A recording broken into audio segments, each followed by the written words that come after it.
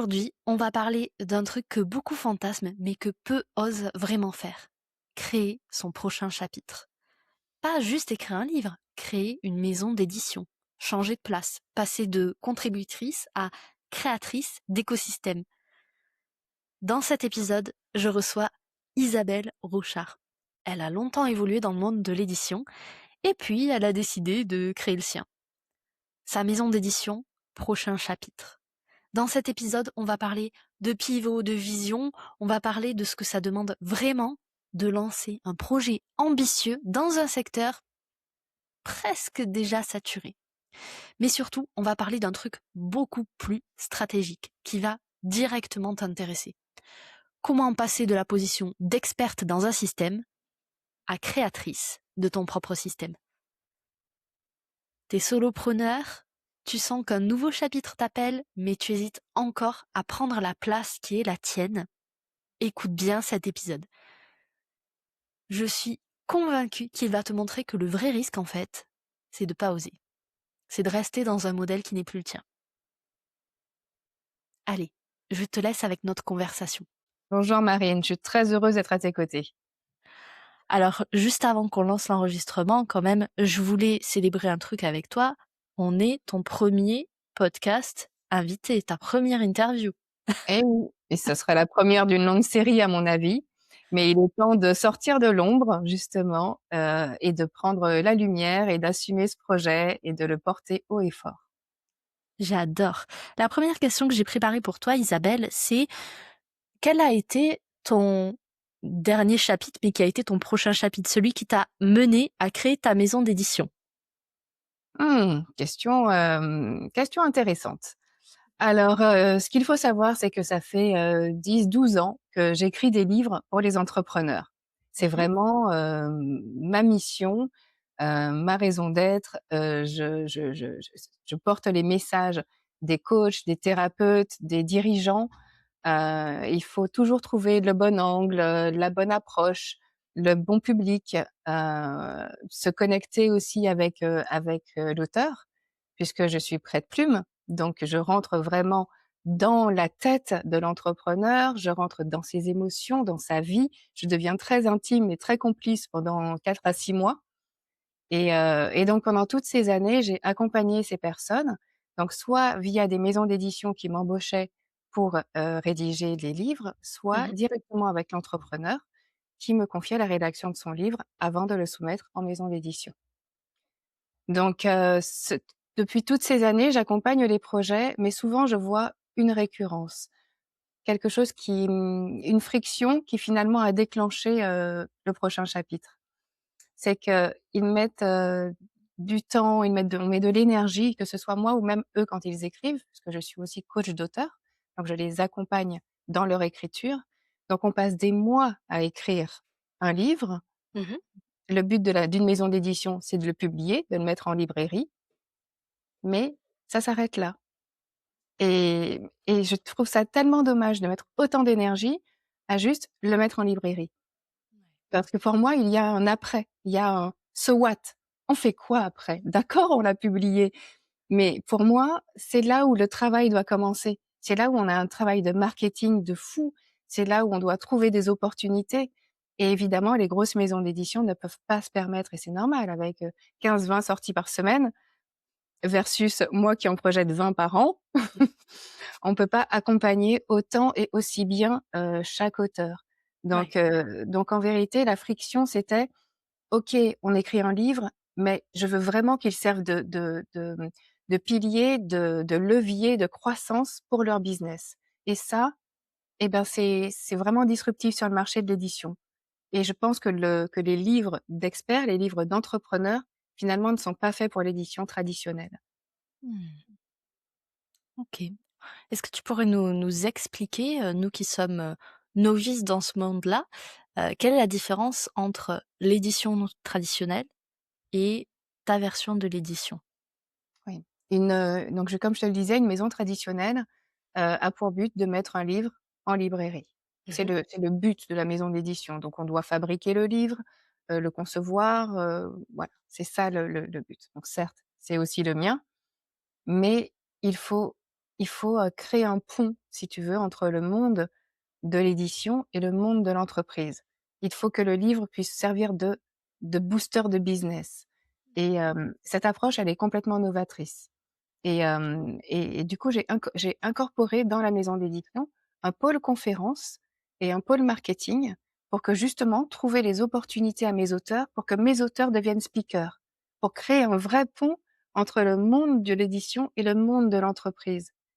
Que qu'on puisse trouver, auprès des services, formation des entreprises, qu'ils puissent embaucher mon auteur. Donc tout ça, ce sont des coups de téléphone que je passe. C'est en vérité, c'est même plus une maison d'édition, je pense. C'est plus un agent d'auteur, tu vois? Un Ouais. accompagnateur de carrière. Je me positionne plus comme ça, bien au-delà de juste la maison d'édition où on va faire des petits livres. Non, moi je veux vraiment porter des carrières et les accompagner parce qu'en fait, on est terriblement seuls. Ça, c'est bien vrai et pour, pour avoir commencé de mon côté à écrire un livre, c'est déjà un chantier, monstrueux, mais effectivement, j'ai pas plus avancé mon chantier parce que je me suis dit justement: «Et après?» Pour faire connaître son livre, en fait, tout ça, c'est tout un processus et je trouve que c'est assez courageux, assez audacieux finalement que tu aies créé, Prochain Chapitre parce que, j'imagine que face à d'autres, maisons d'édition, c'est peut-être, je sais pas si intimidant c'est le bon terme, tu me diras ce que tu en penses, mais est-ce que c'est intimidant de te dire, bah, Prochain Chapitre face, à, Édition First par exemple, Maison Erol pour ne citer que, comment est-ce que tu te sens par rapport à ça? Ah là, alors tu sais quand l'idée a germé, ça fait déjà des années, hein, que l'idée est là, hem, mais justement, je ne trouvais pas ma singularité. Je pense que là, il y a des mastodons, donc le Duc, Erol, Vibert, Duno, tout ça. Ils font le job et ils le font très bien. Ils publient des livres, il y a aucun souci. Donc aucun intérêt d'aller sur le même segment qu'eux, puisque eux le font très bien avec une force de frappe hallucinante, des millions d'euros qui sont injectés, que je n'ai pas.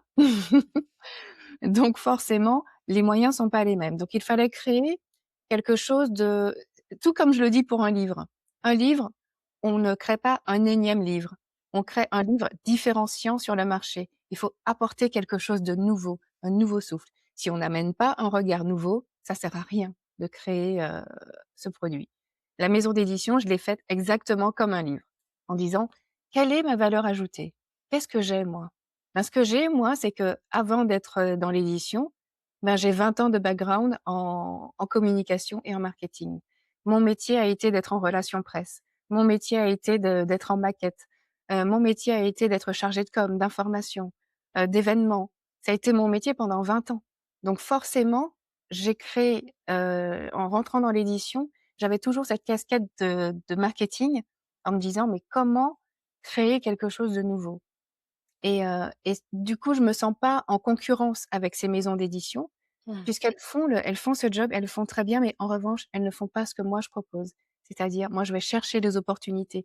Je vais mais vraiment ce sont des heures au téléphone, à des réseaux à se construire aussi, hein, que ce soit avec les RH, les réseaux RH, pour pénétrer dans les entreprises, Mmh. pour que mes auteurs soient speakers, s'adresser à des conférenciers, donc faire tous les salons professionnels.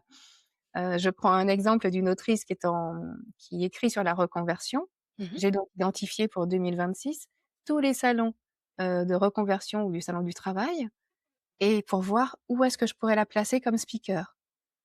Donc pour pouvoir qu'elle puisse parler en conférence, lors de tables rondes et que ses livres puissent être diffusés lors du salon. Donc tout ça, l'autrice ne l'aurait jamais fait. Il fallait quelqu'un qui prenne le téléphone, qui décroche, qui active un réseau et c'est ça ma force. Et c'est pour ça que je me sens pas du tout en concurrence et je pense qu'au contraire, on peut être très complémentaires et peut-être même, je fais un avis à Hérol, Le Duc et Guibert. S'il passe par là, on sait pas.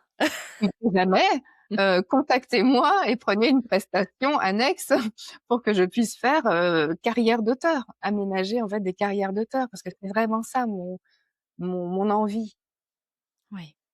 Je trouve que je trouve que c'est En fait, tu portes une vision qui accompagne, les auteurs largement plus loin que leur projet de livre, qui est déjà sacré, un sacré, saut, une Ouais. sacrée preuve de courage.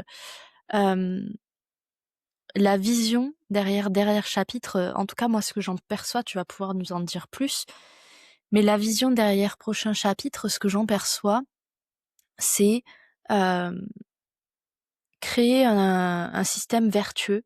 C'est, créer des opportunités.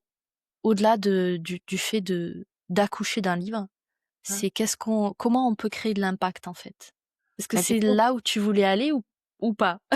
bah, exactement, mais c'est exactement ça, parce que tu sais, souvent quand on écrit un livre, allez, s'il y a aucune promotion parce que tu sais, je l'ai vu lors de mes accompagnements en coaching d'auteur. J'accompagne mes auteurs. Je leur donnais à l'époque, je ne faisais pas encore les relations presse, je leur donnais simplement les contacts. C'est déjà pas mal. Je leur disais: «Voilà, telle personne, tel podcast», je donne le numéro de téléphone, le mail. «Tu n'as plus qu'à téléphoner et prendre ton rendez-vous». Ils ne le font pas. Ouais. Ce qui veut dire qu'il faut vraiment accompagner et les tenir par la main parce qu'ils ont déjà plein de choses à faire. Il faut pas oublier que ce sont des entrepreneurs. Ce sont pas des gens qui écrivent de la romance ou de la fantaisie et qui peut-être à côté de ça, non, eux, ils ont des business à faire tourner, des millions à générer et en plus avoir une charge mentale supplémentaire, c'est pas si facile. Donc finalement, moi, je me positionne juste pour les aider et les accompagner sur un vrai défi, un défi de visibilité. Ouais. J'entends aussi, j'ai entendu dans ton introduction qu'en fait, tu t'adressais à plusieurs types de voix. Donc moi, j'ai retenu coach, j'ai retenu, entrepreneur, expert. Hem Mais j'imagine que tu veux pas forcément accompagner tous les entrepreneurs ou tous les coachs parce que chacun va avoir sa façon d'appréhender son expertise. Est-ce que il y a des voix en particulier que tu as envie d'amplifier? Parce que peut-être qu'elles sont en train de nous écouter. Alors, j'aimerais, globalement, là, je vois pour les premiers auteurs qui sont sortis, les thématiques sont lesquelles? Heu, je veux toujours que les livres servent au quotidien, servent à mieux vivre son quotidien et à mieux travailler dans l'entreprise ou dans son business. Donc finalement, il va y avoir quelle typologie d'auteurs? Ça va être donc il y aura eu, donc la personne sur la reconversion, sur, les DRH, les enjeux des DRH. Il y aura eu le leadership au féminin, Mmh. comment, oser, prendre sa place. Il y aura eu la transformation de société, d'organisation, donc les enjeux de la conduite du changement. Il y aura la prise de parole, le leadership narratif. Donc là, ce sont les tout premiers sujets, qui sont sortis, là pour le mois de mars. Donc, on voit bien que, à chaque fois, les livres ont pour but d'aider le quotidien des personnes à mieux vivre et mieux travailler. Donc ça peut être, je vais dire qu'à la limite, il faudrait que la personne, j'ai pas de choses que je ne veux pas, de sujets que je ne veux pas. C'est plutôt les conditions, c'est qu'il faut que la personne déjà soit une experte reconnue dans le milieu, quand même, qu'elle ait une vraie légitimité, qu'effectivement elle soit entrepreneur parce qu'une personne en CDI, peut-être pas les mêmes enjeux puisqu'il y a des prises de parole à effectuer. Mmh. Justement et cette envie de porter haut et fort son message, donc à prendre la parole, à aller en conférence, en salon, et ne me disent pas: «Bah non, là, voilà, je peux pas trop parce que, bah, mon patron voudra pas me donner ma journée». Bon voilà, c'est un peu antinomique. Et puis surtout l'ambition, c'était toujours que le livre puisse booster son business. Donc il Mmh. faut qu'il ait un business. Oui, c'est mieux. Oui, oui. Donc voilà, maintenant, les sujets que je ne voudrais pas porter, ce sont les sujets qui sont généraux Mmh. et en vérité, il faut travailler avec l'auteur pour parce que souvent, il ne trouve pas son angle. Je te prends un exemple. J'ai une personne, qui a vraiment du potentiel, mais qui m'a soumis un manuscrit sur le yoga. OK. Le yoga, c'est vu, vu, revu, re-revu. Et c'est Il y en très a vaste comme sujet. oui et en vérité, en abordant le yoga comme ça, l'histoire du yoga, les conséquences dans la vie moderne, ça n'apporte rien de différenciant. Donc il faut revoir, il faut trouver un angle.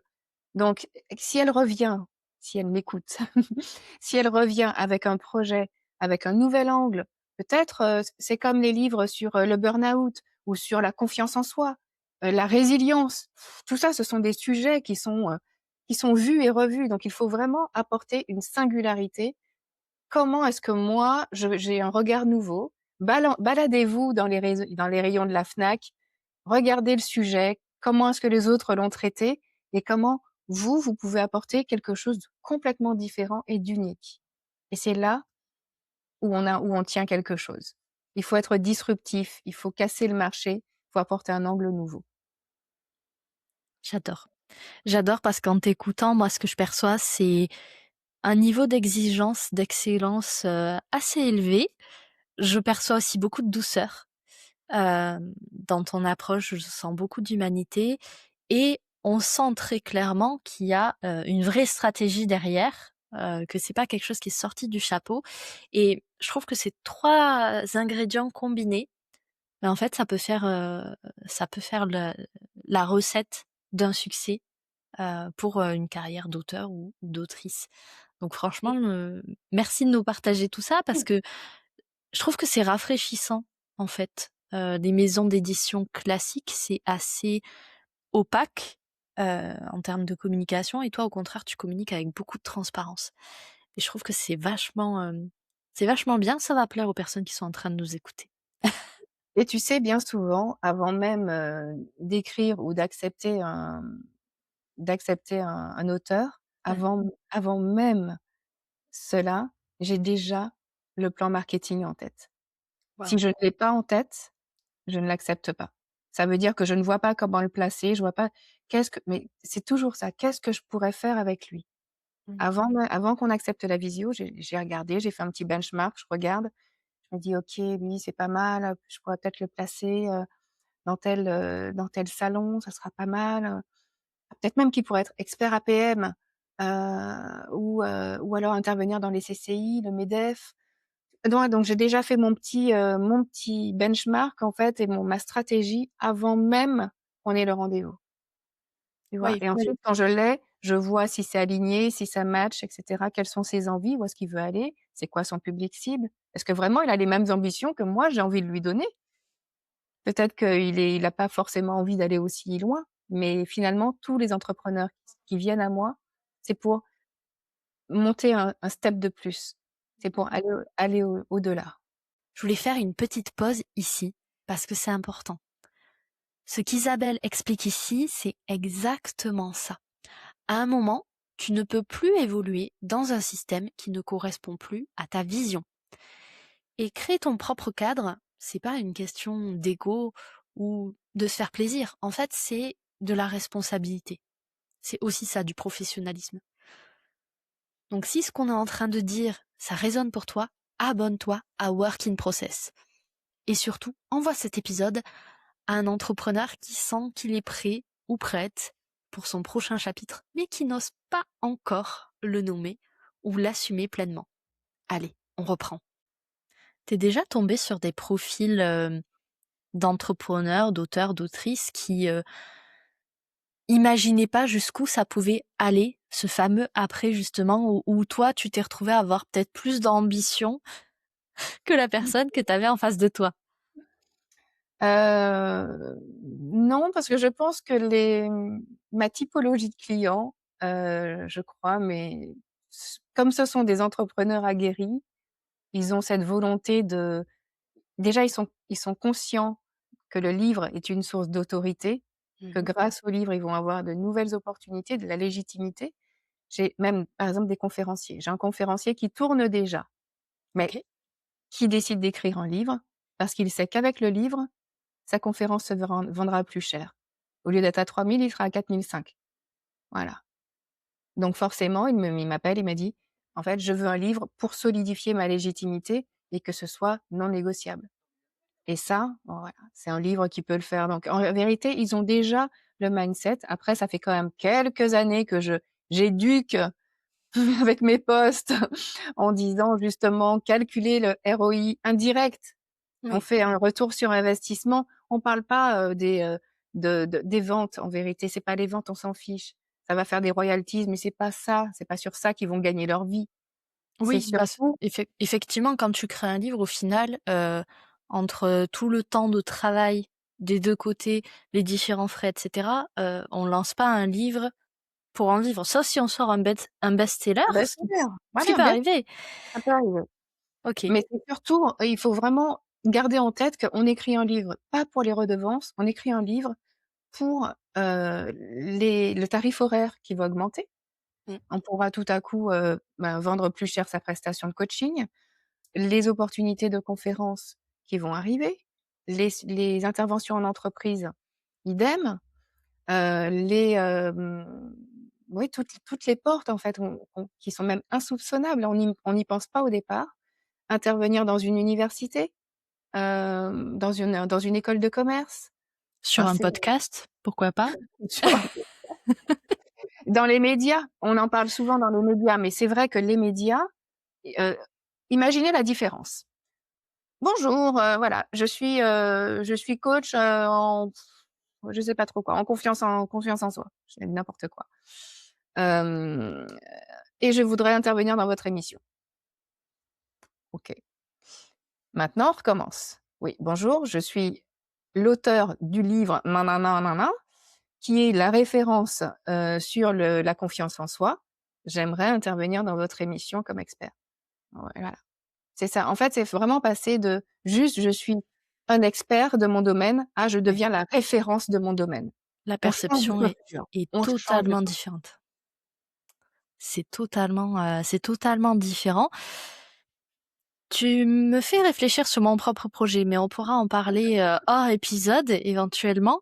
Là, ce qui m'intéresserait, c'est d'aller un petit peu plus dans les coulisses de Oui. prochains chapitres, parce que toi, tu pas une maison d'édition classique, en fait. Tu as plusieurs pans, comme tu nous l'as expliqué, qui demandent tous beaucoup de travail, notamment en phase de lancement d'entreprise. Comment est-ce qu'aujourd'hui tu t'organises pour piloter, ta maison d'édition avec, le plus de fluidité que possible? Alors comme je suis petite, il faut rester c'est la plus grande force, ça va être d'être agile, Mmh. pouvoir être agile. Une maison d'édition va sortir un livre en 12 à 18 mois. Bon, moi, il faut que j'arrive à le sortir dans l'année. Voilà, c'est le timing. Je me suis entourée de prestataires, donc j'ai des freelances avec lesquels j'avais l'habitude de travailler par le passé, donc en qui j'ai confiance, je connais leur travail et donc que ce soit pour, l'accompagnement édito, parce que malheureusement je ne peux pas suivre tous les projets et corriger tout le monde. Donc il y a l'accompagnement édito, il y a la correction, donc je fais appel à une correctrice. Il y a, la maquette, Mmh. donc la maquettiste, donc il y a 2 types de maquettistes. Une maquettiste, rigoureuse, on va dire, classique et une maquettiste qui, elle, a un profil plutôt graphiste, donc avec des OK. mises en page plutôt, plus complexes ou plus, qui vont demander peut-être plus de recherche, Mmh. dans la mise en page. Donc ça me permet d'avoir 2 profils différents et que ce soit pas surtout l'embouteillage parce que les pauvres, pour cette sortie, ça a été compliqué quand même, puisqu'il a fallu sortir 6 livres, en très peu de temps. Donc Oui. heu, donc ça a été un enjeu. Donc une fois que le livre est fabriqué, nous avons ensuite l'imprimeur, donc ça part en Normandie.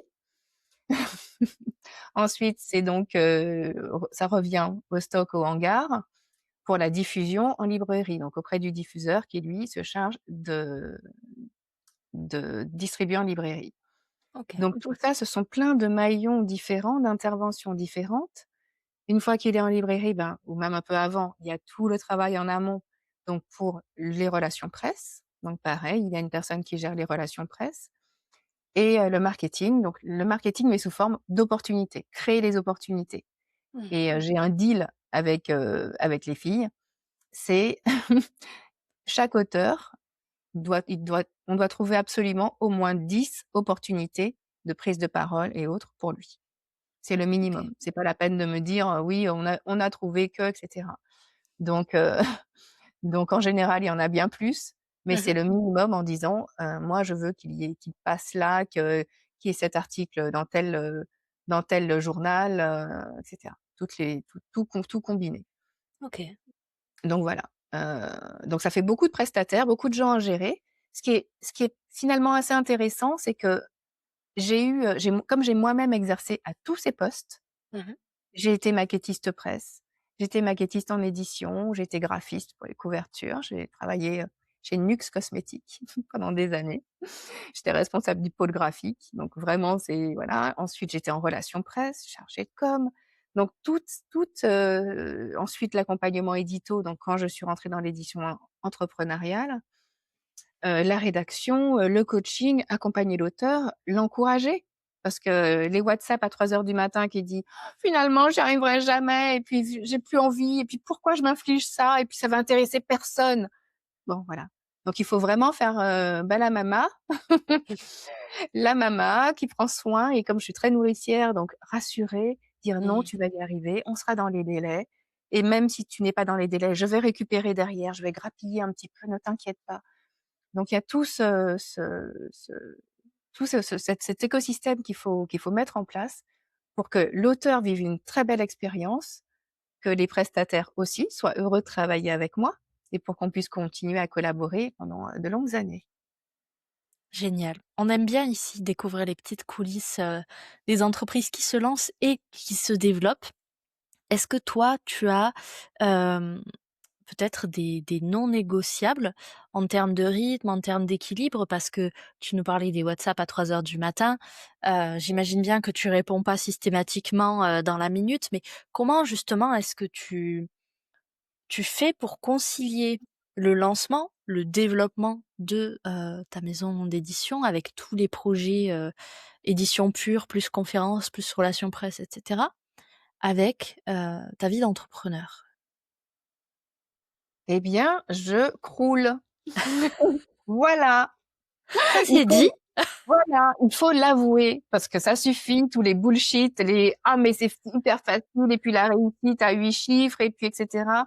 Eh ben non, on galère, je passe des nuits blanches, c'est pas bien, je sais.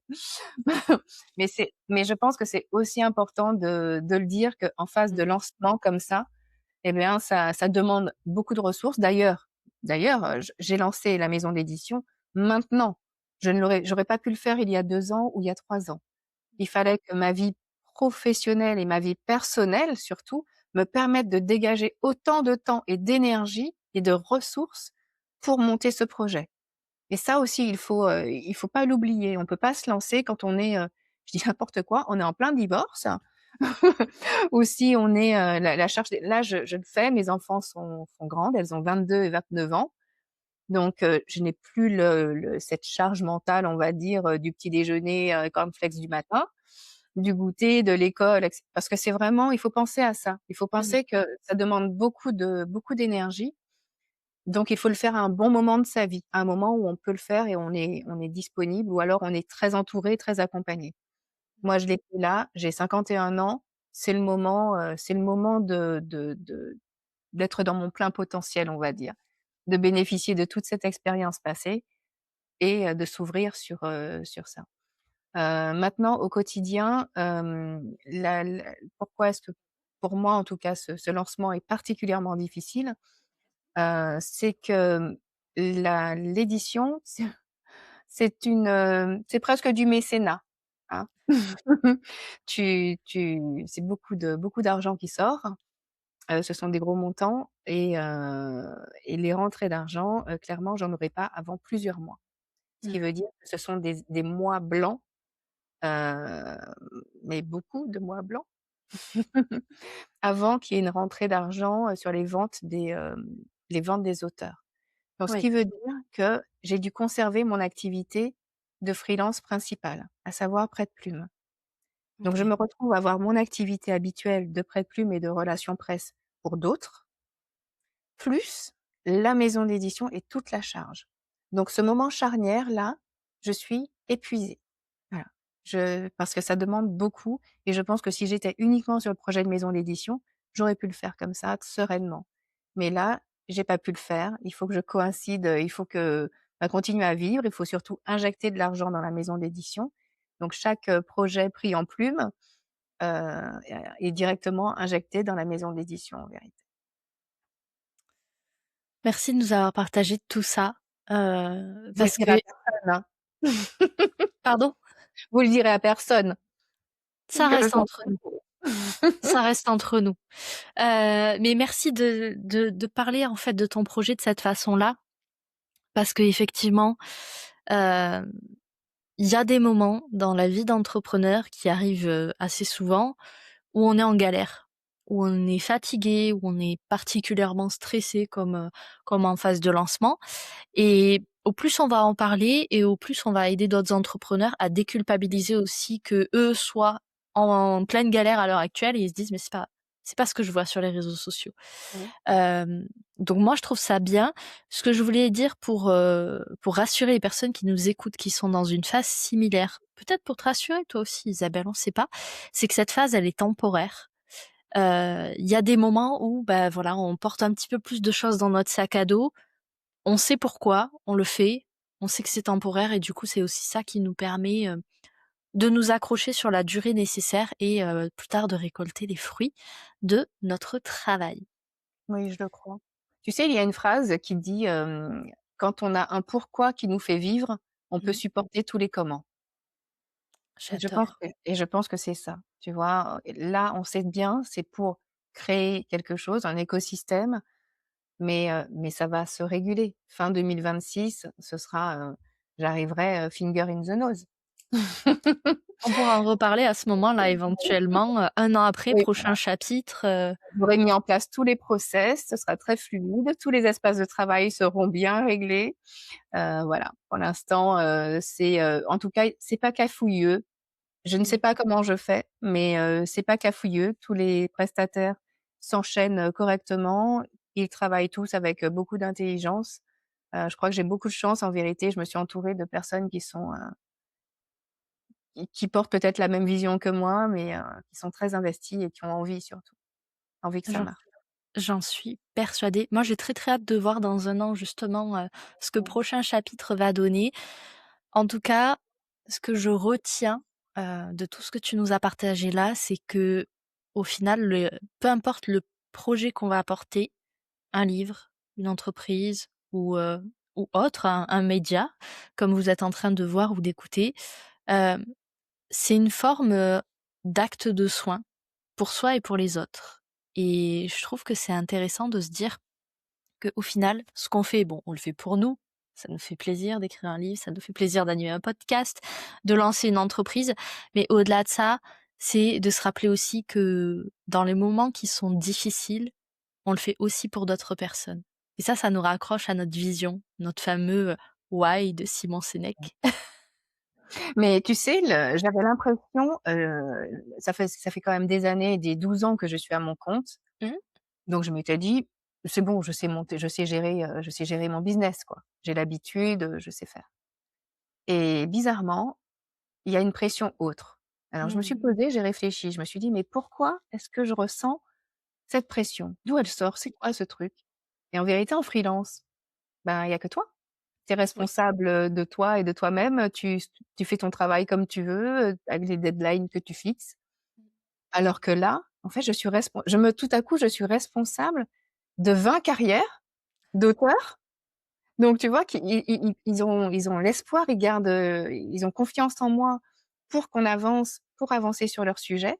Donc je me retrouve à avoir 20 carrières sur le dos, Mmh. plus tous mes prestataires qui comptent sur moi aussi. Donc tout à coup, ben, il y a un petit truc là, parfois qui s'installe et je me dis: «Ah oui, ça doit être ça, la petite boule là, c'est en vérité, la charge parce que je me retrouve, chef d'entreprise tout simplement. Je passe de freelance à chef d'entreprise et la posture est plus la même du tout. Oui, c'est vrai et on le souligne pas assez, d'ailleurs.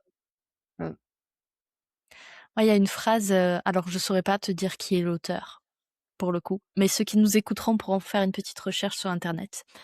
Hem et cette phrase, elle dit que tout ce que la vie va t'amener, tu es capable de le traverser parce que sinon elle te l'aurait même pas mis sur ton chemin. Voilà, Oui, je c'est suis pas formulé d'accord. exactement comme ça, mais l'intention y est. En tout cas, moi j'ai beaucoup aimé enregistrer cet épisode.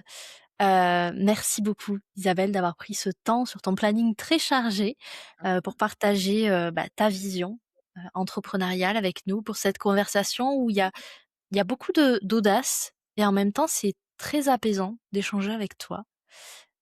Tu nous as montré qu'on peut entreprendre autrement, qu'on peut publier aussi autrement Mmh. et surtout qu'on a tous et toutes le droit, à n'importe quel moment de notre vie, d'écrire une nouvelle page sans trahir qui l'on est. Exactement. Et surtout, il faut oser. La force d'oser. Oser, oser, oser.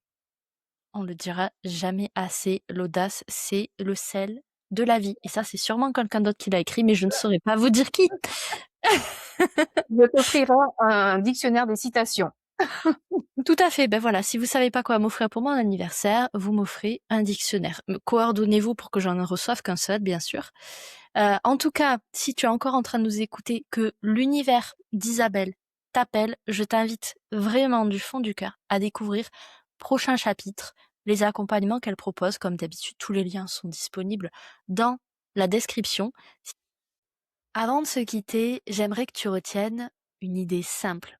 Créer une maison d'édition, c'est pas juste lancer un business, c'est décider de porter une vision, d'aller changer les règles du jeu pour créer les siennes. Et ce que montre très bien Isabelle dans cet épisode, c'est que c'est pas seulement un courage au niveau d'un pivot. Elle montre une capacité à créer un cadre aligné avec ses valeurs, avec son niveau d'exigence et surtout avec son rythme. Donc si je devais résumer cet échange, la vraie croissance, c'est pas prendre un petit peu plus de place dans un système existant. C'est parfois créer ton écosystème. Ça demande de la clarté, des décisions structurantes, de la stratégie en coulisses et surtout, les bons systèmes pour porter tout ça. Alors si en écoutant cet épisode, tu t'es dit, moi aussi je sens que mon business a besoin d'un nouveau chapitre, moi aussi je sens que je suis arrivée au bout d'un modèle, alors regarde les ressources dans la description. Elles sont spécialement conçues pour toi, pour t'aider à structurer un business qui ne repose pas que sur toi, mais à créer des systèmes qui viennent soutenir ta vision et ton quotidien. Alors, bien sûr, si l'épisode t'a parlé, je compte sur toi pour t'abonner et le partager à quelqu'un qui est aussi en train d'écrire son prochain chapitre. Merci d'avoir écouté Work in Process. On se retrouve très vite dans un nouvel épisode.